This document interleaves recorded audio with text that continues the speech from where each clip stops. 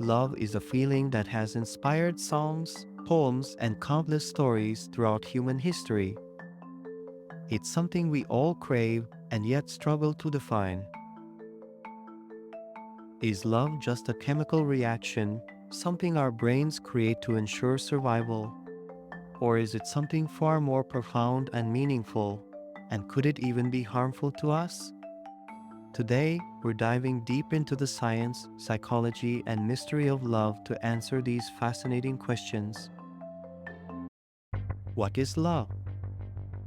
Love, as scientists see it, is both simple and incredibly complex. At its core, love activates specific areas in the brain. When you fall in love, your brain releases a powerful cocktail of chemicals. Dopamine, for example, floods your system and creates that feeling of euphoria and excitement. It's the same chemical that gets activated by addictive substances, which explains why love can feel so intense. Oxytocin, often called the bonding hormone, strengthens the connection between partners, especially during moments of intimacy. Serotonin levels drop, which might explain why people in love can become obsessed with their partner. These chemicals create a state where you're drawn to one person in a way that feels unique and extraordinary. But love isn't just about chemicals. Our cultures, values, and personal experiences all shape how we perceive and experience love. For some, love is about passion and romance. For others, it's about stability and companionship. These differences show that love is as much a product of our brains as it is a reflection of our individual lives. How do we fall in love? Falling in love might feel magical, but it's deeply rooted in biology and evolution. In the early days of human history, forming bonds increased the chances of survival. Pairing up made it easier to protect children and share resources. This evolutionary need laid the foundation for modern romantic love. When you meet someone, your brain is constantly scanning for signals. A symmetrical face, a warm smile, or even the sound of their voice can trigger feelings of attraction. These signals activate areas of the brain associated with reward and pleasure.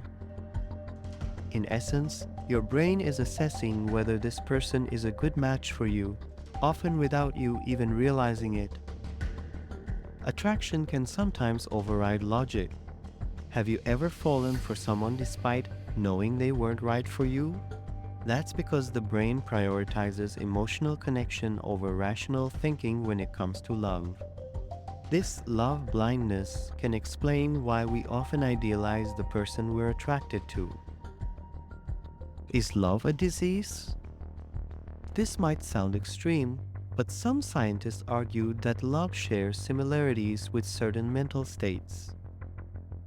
When you're in love, your brain's prefrontal cortex, which handles decision-making, becomes less active. This can lead to impulsive decisions like moving too fast in a relationship or ignoring red flags. In some cases, love even resembles obsessive-compulsive disorder.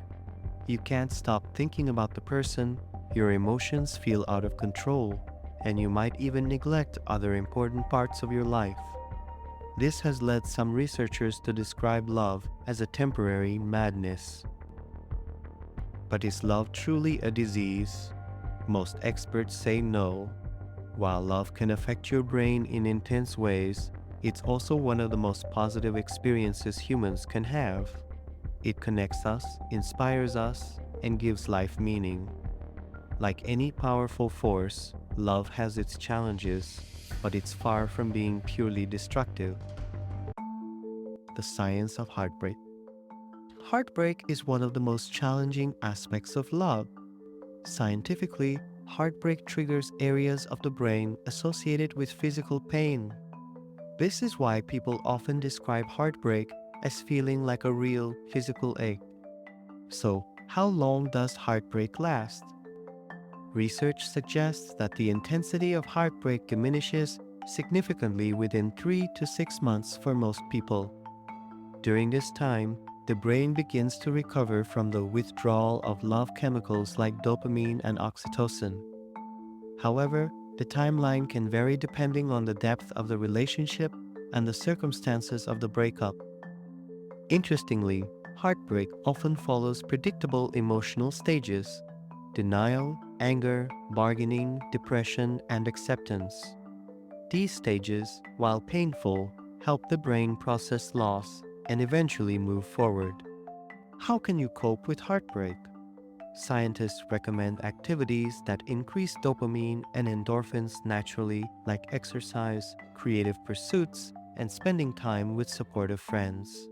Avoiding reminders of the person and focusing on personal growth can also speed up the healing process.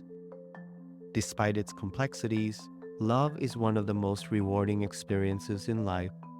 Research indicates that people in supportive and loving relationships tend to enjoy a longer life, recover from illnesses faster, and experience lower levels of stress. Love fosters empathy, kindness, and a sense of belonging that strengthens communities. Love also fuels creativity. Some of the world's greatest works of art, music, and literature were inspired by love. It pushes people to connect, to dream, and to strive for something greater than themselves. Even when it's challenging, love remains one of the most profound ways we understand and experience the world. So, what is love? It's more than a feeling or a set of chemical reactions in the brain. Love is a complex, multi-layered experience that combines biology, psychology, and culture. It can be overwhelming and at times even painful, but it's also what makes life meaningful.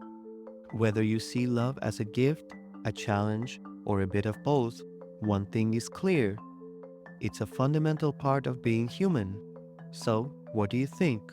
Is love the ultimate connection, or is it just nature's way of keeping us together? Let me know your thoughts in the comments below. If you enjoyed this video, don't forget to like, share, and subscribe for more explorations into life's biggest mysteries.